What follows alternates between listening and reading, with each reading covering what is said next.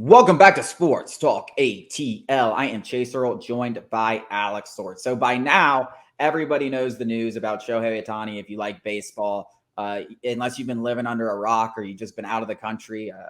Funny story about being out of the country, because this is fun. This is actually funny. It does not relate to Shohei Ohtani personally, but it's like one of those things that happened. It's like in the sports world, especially if you're an Atlanta Falcons fans like I am.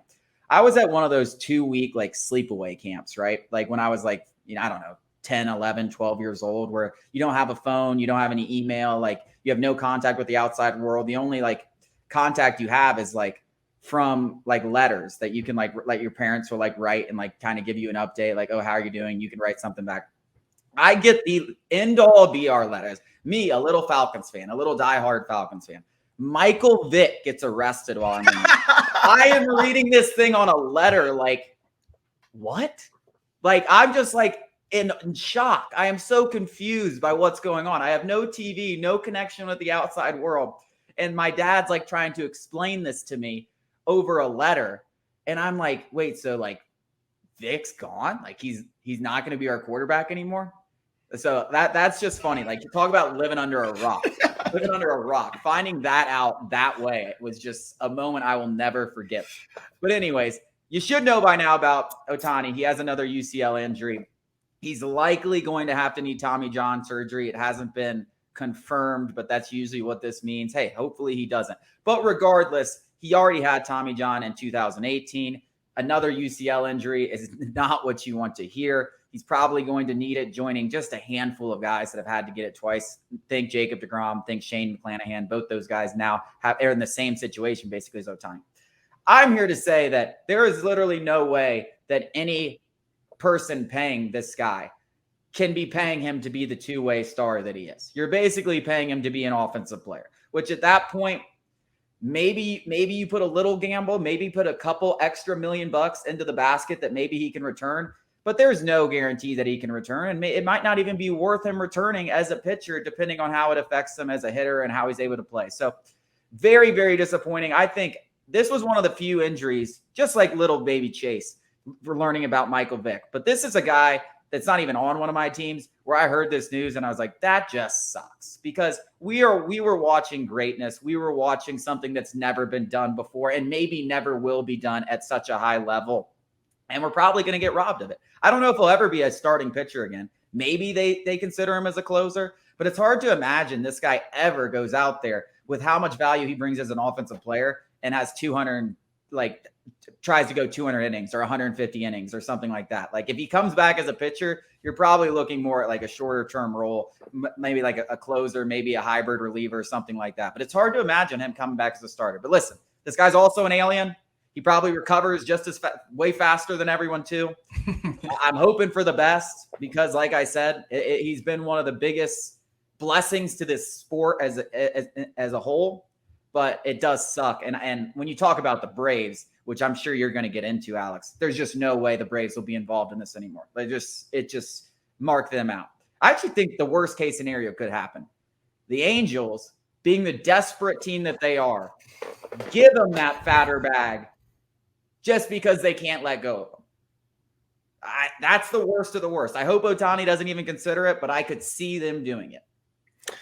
I hope that does not happen. I think I can speak for all baseball fans outside of the Angel fan base that nobody wants him in Los Angeles unless he's playing for the Dodgers. I hate the Dodgers as much as the next Braves fan, but I just want to see more Ohtani. You should just root for baseball, and Ohtani is good for baseball. And him being in the Angels organization is just devastating to the sport as a whole, that we don't get to see him when the lights are brightest and the most eyeballs are on the TV. It's a shame.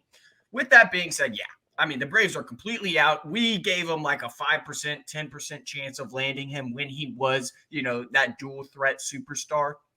But you can officially write the Braves off. The Braves will not be interested whatsoever. I think, honestly, the most enticing part of Ohtani was the fact that he was a frontline starter, where the Braves, aren't completely shaky, but they're not rock solid. We don't know what's going to happen with Charlie Morton. Max Fried next offseason will be entering free agency.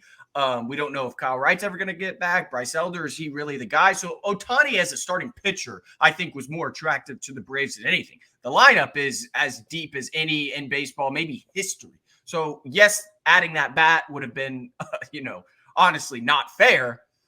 It was the pitching that was more attractive, in my opinion. So the Braves are completely out. But I absolutely expect, which is crazy, is that, like, if he wanted to he should just get the surgery right now. What are you playing for still? Like, I know he just, for the love of the game, obviously, because the Angels stink. They're not going to make the playoffs. And now he's just, stat padding. And he could get Tommy John and potentially, get the ball rolling on that. And maybe he doesn't need surgery. Maybe he doesn't want to be a pitcher anymore. I don't know anything about that. To me, the guy's the ultimate competitor, alpha male. He probably wants to pitch again because he's so dang good at it. I don't know for sure. That would be my guess. But I absolutely expect somebody to still throw the bag at him. $500 million. Just purely on, the potential of maybe in 2 years he could be a pitcher again. But like you said, 2 Tommy Johns, it's not looking great. Worst case scenario, Angels just throw a bag at him and he stays there. I mean, that would be a nightmare scenario for baseball fans everywhere. Yep, it's the worst case scenario, and it's one that I find very plausible. I thought about it. It was one of the first things that I thought about when all this was released. But yeah, I am interested to see how people approach him, because I definitely think this takes teams out of the Braves like that. Because, like you said, I think frontline starting potential was the number one thing that he brought to the table, as long as it's making this offense by far the best that we've ever seen. But with that off the table, they're not going to see the value. They're not going to want to get involved in this mess. It's just a mess. I mean, it's a mess. Like, it's a mess. You don't know what you're going to get in 2 years. You don't know. There's the unknown. If there's one thing that the Braves do not like, it's the unknown. Like, they want to know everything that's in front of them. One silver lining in all of this, we're all sad about Ohtani. We want the greatest players in any sport playing. That's what's great. We're sports fans. At heart, we love the Braves. We love Atlanta. But at the heart, we want the best players playing. I don't even care if it's against my favorite team. With that being said, silver lining in all of this is the Dodgers are kind of getting screwed because they've been kind of cleaning the books up, hoping to make a big run at Ohtani, and now they're kind of just sitting there with their hands empty. And I'm sure you've already cleaned the books, so you might as well make a run at them. I doubt they're going to throw the kind of money they were anticipating.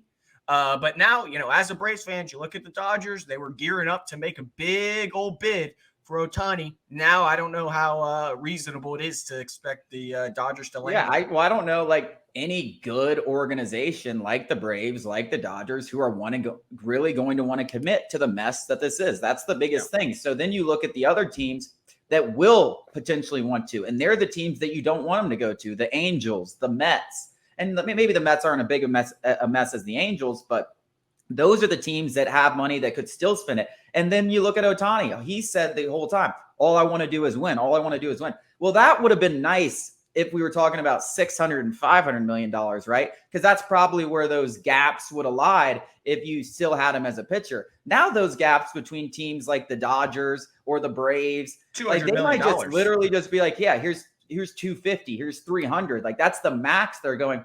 Then you got teams like the Mets who just want to get a guy like that in the building, the Angels, and they're still at $500 million. Well, that $200 million gap when you're not making 500 is a lot different than. So I'm really intrigued by the entire situation. It's unfortunate, but I am intrigued to see who goes after him, who's willing to give him the bag, who still thinks he can pitch, who still thinks he's just a hitter. Does he care more about winning? How much more does he care about winning? Because is he willing to just be an offensive player and take that kind of contract just to go play for a team that wins? Does he want a team that still believes he can be a pitcher?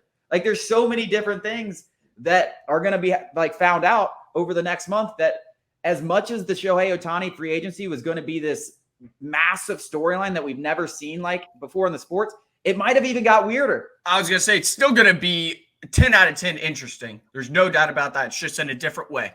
That's all. Yeah, it genuinely might have gotten weirder. And I still think teams are going to throw the bag at him. And I still think, but it's just like, which ones? And will a good team do it? Or will, what does he care about? It is super, super interesting. Coming up after the break, college football is now not only in the air, we have started. We are going to break down what our takeaways from week 0. Maybe we talk a little bit about week 1.